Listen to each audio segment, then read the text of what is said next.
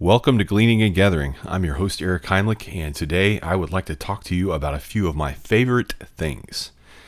A few of the things that encourage me, help me to be able to do what I do along the way. I wanted to just share that with you because you probably have a few of your favorite things too, and I have learned from others along the way, and I would love to be able to share these with you.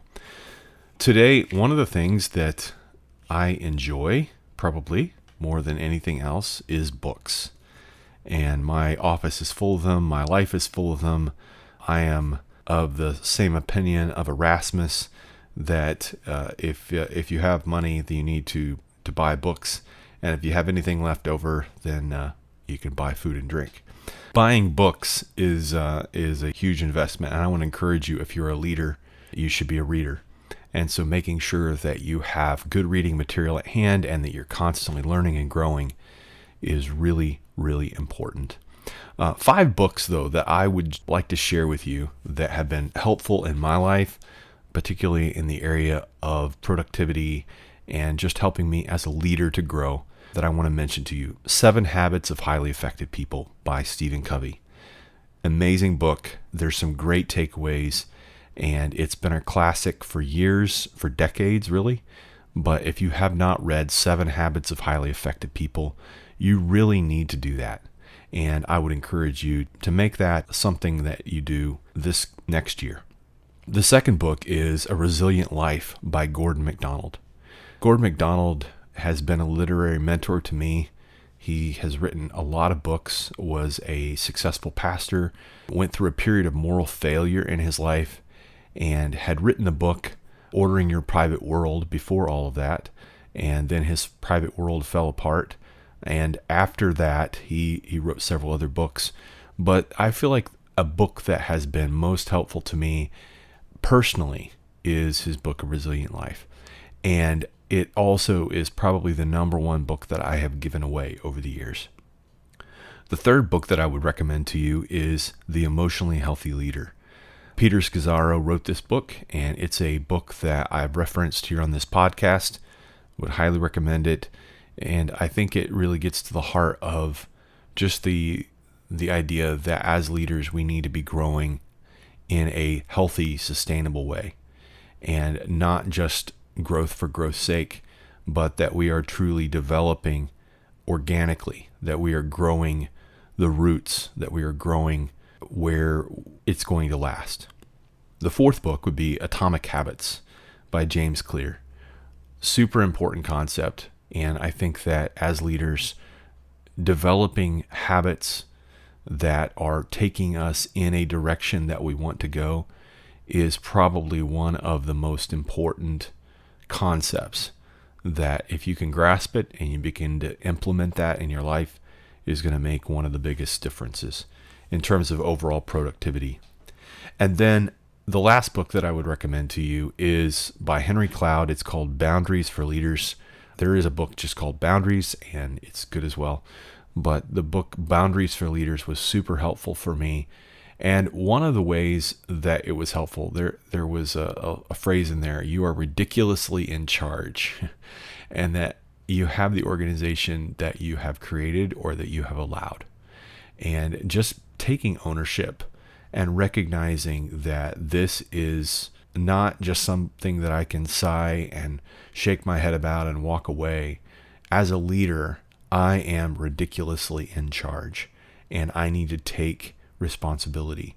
As leaders, people are looking to us, and taking that responsibility and actually executing on it is a God-given responsibility. So those are 5 of my favorite books, and I couldn't just choose just one. I had to give you 5. So there they are.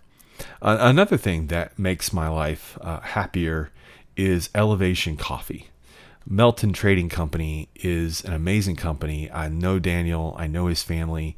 They have relationships with many of the farmers in the highlands of Honduras. And over the years, he has cultivated those relationships, and those farmers are cultivating amazing coffee. I don't know if you know this about coffee, but some of the best coffee comes from the mountain high country. And it's kind of like sweet corn. It's some of the last to make it to market. And so typically what happens is the stuff that's available first gets the highest price, and then it kind of goes down from there until the guys in the highlands arrive at the market, and they're getting the equivalent of 25 cents an ear for their sweet corn, so to speak. And theirs is the best. And Daniel saw that over the years, that the guys who had the best coffee were getting the lowest prices.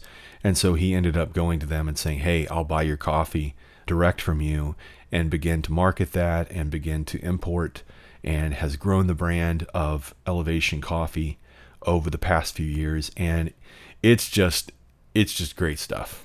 And I love to grind it up fresh, have those beans ground, and make espresso with it and make coffee with it. It's just amazing. And it's also supporting great people and great ministry in a needy place. And so I just highly recommend Elevation Coffee to you. There's other coffees that I love and enjoy, but Elevation Coffee is my go-to, and it's certainly one of my favorite things.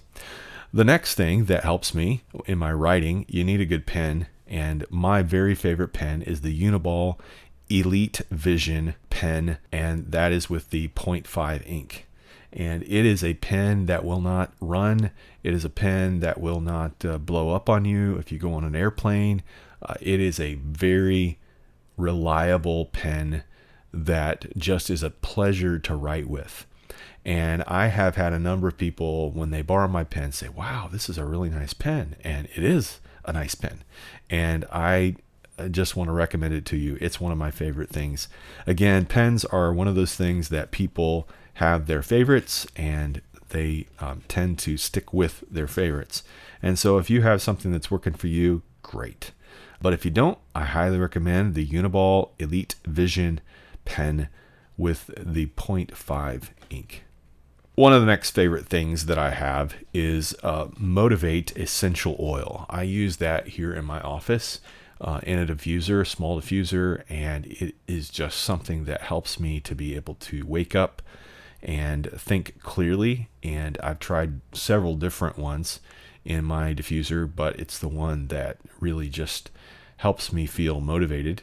And it's a blend that is by doTERRA. And so if you've got a different brand that you prefer, I'm sure they've got something similar to it. But Motivate Essential Oil is one of my favorite things. Another favorite, Energy Aromatherapy Body Cream by Bath and Body Works.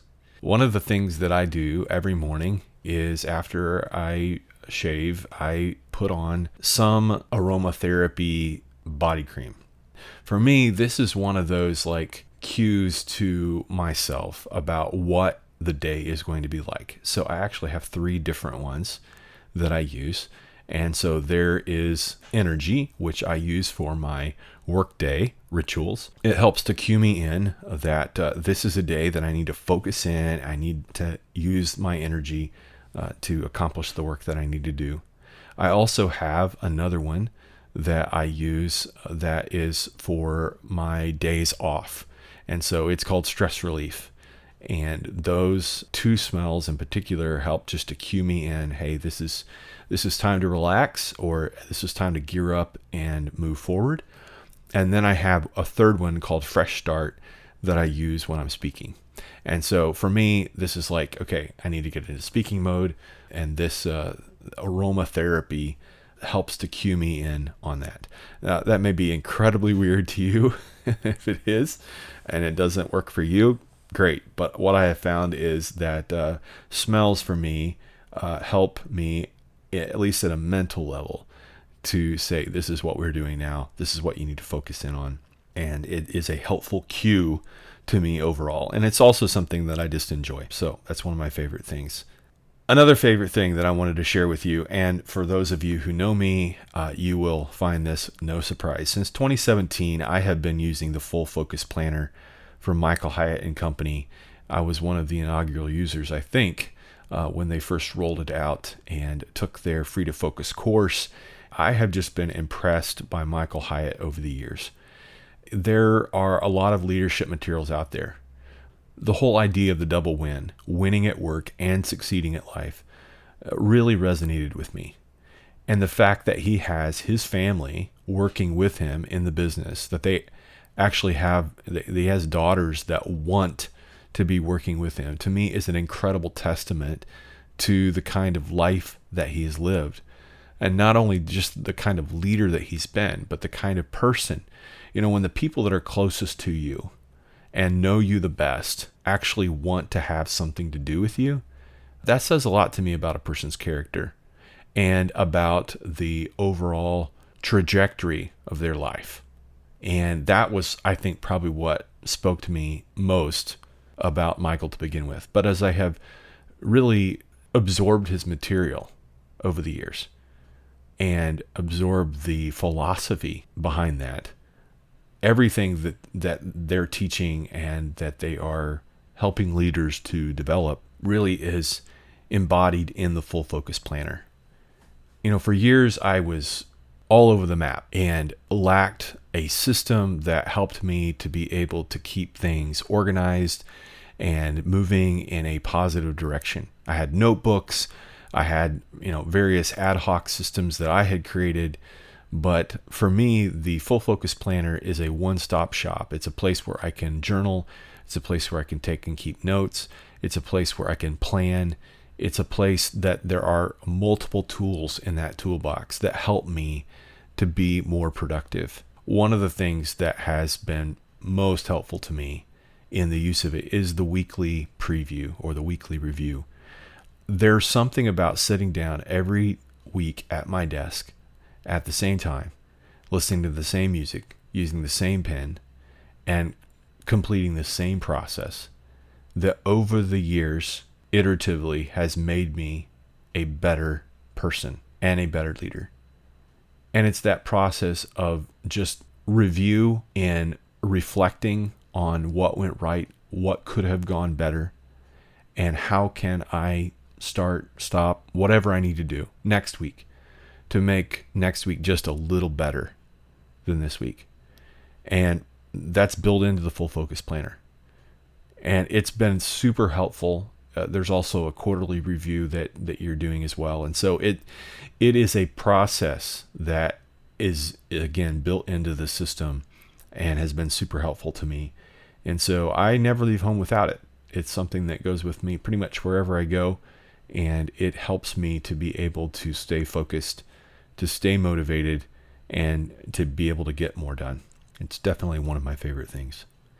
And then before I go to bed at night, I just kind of went through my day here, by the way. And so I was thinking about what's one of my favorite things in the evening. And for me, one of my favorite things is chamomile tea with just a touch of honey before bedtime. Now, you may have your own bedtime rituals, but for me, having that, about half an hour or so before I go to bed, cues me in. It's time to go to sleep, and it helps to support my circadian rhythm. I have found that if I have a regular bedtime and a regular rising time, I don't set an alarm. I get up whenever I get up. But this morning that was 3 a.m. But whenever my body says, you know what, we've had enough sleep, it's time to get up, that's when I get up. But for me, being able to get to bed on time, to be able to get myself into that place where I can actually fall asleep and get the good rest that I need, requires some intentionality. And so staying off screens, drinking chamomile tea, listening to quiet music, reading something that is uplifting, listening to scripture or something else that is relaxing on a sleep timer before I go to bed. All of those are things that help me be able to get set up for a good night's rest. And if you can win the battle for sleep, then you're going to have a whole lot more energy to be able to do the work that you need to do. And so for me, one of my favorite things, again, is my chamomile tea with honey before bedtime as a way to wind down and be able to get rested. So those are a few of my favorite things. I have many others, and most of my favorite things are not things at all. They're people. And I am so grateful for a supportive wife.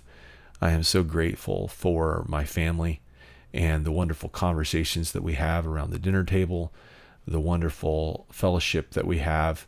It's just a blessing. We were just talking last night a little bit about parenting and the fact that you cannot be your child's friend when they are young. There has to be discipline imposed, and that discipline requires that you be the adult. You have to not just want their approval, you have to want what is best for them. Enforcing those rules and saying, no, you are going to sit there until this is completed, or this is what you have to do, is necessary in that time so that they can begin to develop self-discipline. And then there comes a point when you do enter the friendship phase of parenting. And I'm so grateful that I get to, and I feel that way, I get to parent now in that friendship phase with two of my daughters. And Kaylin and Rebecca are two of my favorite people in the world to spend time with. I love talking to them. I love spending time with them. And they are dear friends. But as they are now in their 20s and spreading their wings and flying and doing things that God is calling them to do, it's because earlier on in their life that I was not their friend. I was not there to just answer to their beck and call and do whatever it is that they wanted me to do. Instead, I was their parent that now I can be their friend. I'm thankful for the family that God's given me. I'm thankful for the way that He has continued to teach us and help us. This past week has been stressful. It's the week before Christmas break, and so there's just a ton that has to be done, and lots of meetings and lots of challenging situations that have to be addressed, and then lots of late nights with programs and things at Heartland, and then an hour drive home after that. And so it's been some challenging, difficult moments along the way this week. But this morning, I am cultivating gratefulness in my heart. And friends, there are times when you don't feel it. I'm certainly not feeling it. But as I continue to sit and reflect and journal and read and pray, my heart grows in gratefulness as I am intentional about doing that. And I think about what the psalmist says, I will bless the Lord at all times. His praise shall continually be in my mouth. Friends, it's a choice that we make. It's a choice. Are we going to bless the Lord at all times? Are we going to continue in that pattern of living, or are we going to become frustrated, angry? Are we going to allow those emotions to control? And so I don't know what you're going through. I know there's a lot of difficult situations out there. A lot of people that are going through some very, very deep, deep waters. But I want to encourage you today to take time to be grateful. To take time to reflect on, what are the favorite things in your life? What are the things that you enjoy doing? And what are the things that you are grateful for today? Call those out. As I was thinking this last week and listening again to another podcast, if you haven't figured it out yet, Gleaning and Gathering for me is regurgitating all the podcasts that I've listened to in the previous week many times. Not so much today, but a lot of times. But there was a gentleman on the Maxwell Leadership podcast that said he has 5 growth questions that he carried around on an index card and asked himself each day. What do I need to read today? What do I need to watch today? What do I need to listen to today? Who do I need to call today? What do I need to do today? I think those are great growth questions, and I think that as we ask ourselves those things each day and continuing to grow, finding ways to continue to develop over the weeks, months, years of our lives, if we continue to do that with God's help, there's going to be some great days ahead. That same gentleman said, I am undeserving and I'm unqualified, but I'm fully confident that I belong in the room. And as a leader, sometimes that's the way we feel. there's that imposter syndrome. What in the world am I doing here? If they ever find out, I'm going to get fired. But having that confidence that comes from knowing that I've done my homework, I've done the best that I can do, but I am what I am by the grace of God. Those are a few things I'm chewing on today, and just wanted to share that with you this morning. A few of my favorite things, and also just a couple life lessons along the way. For Gleaning and Gathering, God bless.